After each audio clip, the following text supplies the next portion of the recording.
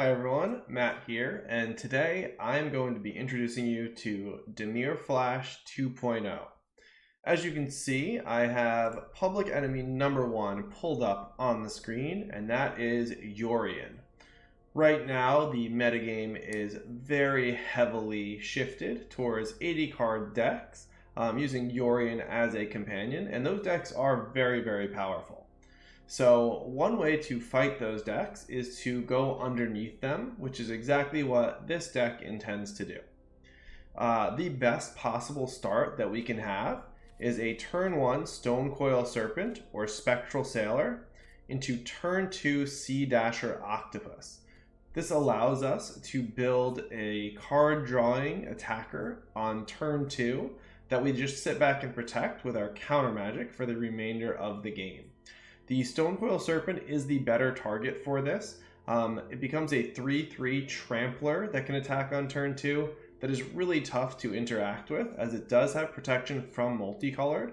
So things like Deafening Clarion cannot deal with it, Teferi cannot bounce it, and none of the companions can interact with it. After that, we have a nice 2-drop slot. The Brineborn Cutthroat is sort of our backup plan if we are not able to establish the Sea Dasher Octopus on turn 2. The goal is to resolve a Brineborn Cutthroat at the end of the opponent's turn. And then we have 3 different 2-mana counter magic spells. Negate, I think, is really well positioned right now. A lot of the key cards are non-creature cards in most of the popular decks. Quench, just as an early way to counter things. Obviously, it's not a hard counter because later in the game it does lose its effectiveness, but we are really trying to be a very fast deck. So on the early turns when mana is pretty tight, it serves its purpose. And then we also have 2 Tails End. I think this card is underplayed right now. It deals with so many of the important things in the metagame. All of the companions are legendary. There's a ton of planeswalkers being played right now. Luca, Narset, Teferi, other Narset, and a handful of others. And one thing that people may not realize is it counters the token off of Shark Typhoon. So a very common play pattern in this deck is once we establish our card drawing attacker early on, the opponent will sit back on open mana with the plan of cycling Shark Typhoon and blocking with the token.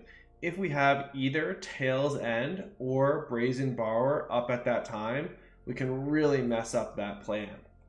And in the 3-drop slot are a lot of cards that we don't actually plan on paying 3 mana for. Specifically, the Brazen Borrower is one we are often looking to cast Petty Theft with. The Sea Dasher Octopus we are looking to mutate in early. Mystical Dispute we're planning on paying 1 mana for. So really, that just leaves us with Slitherwisp and Neutralize.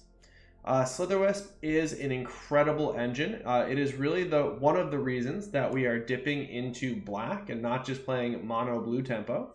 I have actually had a game where I drained out an opponent from 21 life in a single turn. I had all 4 Slitherwisps out, so somewhat unusual circumstance, but even just one allows you to recoup any card disadvantage that you might have gotten from mutating a creature onto something else, for example.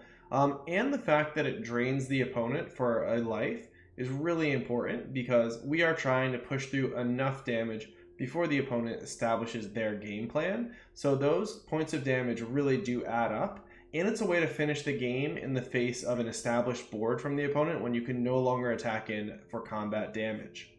And then finally, we have 2 Neutralize. This is a nice hard counter that we can also cycle if we need some more action. And I do think it's an upgrade on the other 3 mana hard counters that are available in the format. Now moving on to the lands, we are playing 22 lands.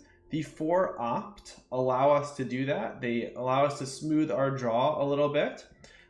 So we have 1 Castle Vantress, 1 Castle Locthwain, 4 Temple of Deceit, and 4 Watery Grave, as well as 8 islands and 4 swamps. As you can see, looking at the deck, it is heavily slanted in the blue direction. In the main deck, we only need black mana for Slitherwisp and Castle Locthwain activations.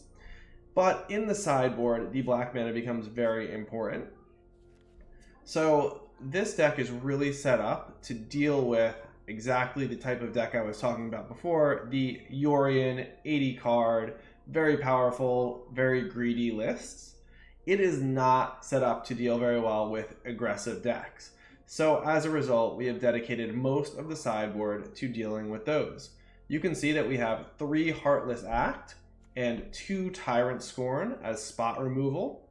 We also have 2 Cry of the Carnarium and 2 Extinction Event as board wipes against the aggressive decks. So we bring in a lot of removal against those decks, and we do need black mana to support that ability.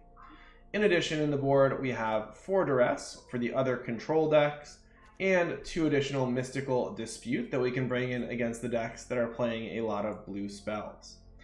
So that is Dimir Flash 2.0. I hope you can join us for the next few videos as we take it to the ladder and see how it fares against the competition. See you soon. Bye.